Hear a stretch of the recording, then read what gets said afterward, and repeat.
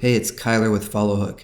We're going to look at adding people. So let's go ahead and sign into your WordPress admin. I'm going to hover over FollowHook, and you'll notice there's more things in this menu because I have the Pro add-on activated. So if it looks a little different than yours, that's why. I'm going to go ahead and click on people. And so right now on this site, we have no people. So there's different ways to add people. You can manually add them.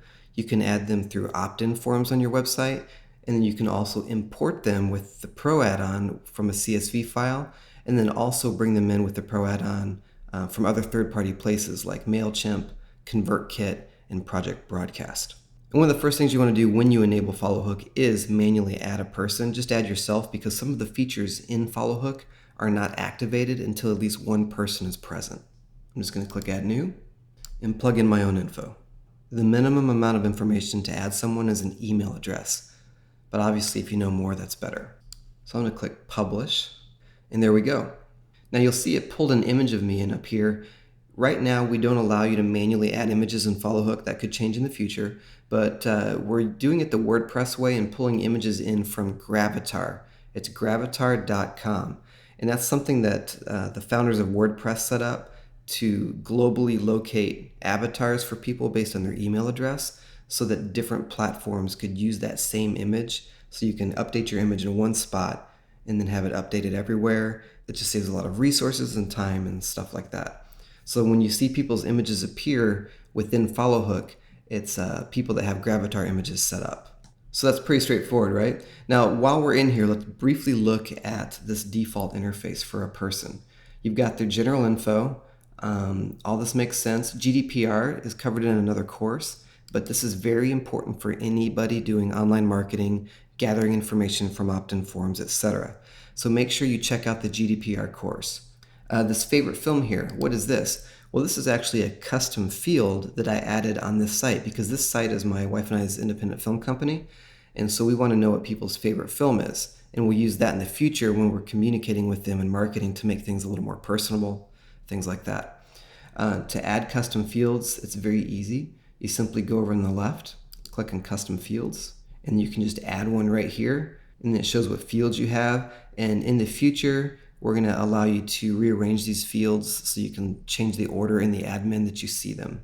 Cool. So other common sense things, address, you get that. Touch points. Touch points refer to any interaction you have with someone, whether you have a meeting with them, send them an email, a phone call, etc. You can schedule touch points as reminders, and you can use them for historical to keep notes on meetings. Some touch points can even be automated for you, and FollowHook would do things for you. Covered in another lesson, so I won't dive into it here, but those are very powerful and are going to save you a lot of time. And then the calendar shows what touch points are coming up for this person. And then of course you can click one of these links that say add a touch point and add one right from there. Great. Now moving over to the right, you'll see groups. So I cover groups in more detail in another lesson, but you can check what groups you want this person to be a part of.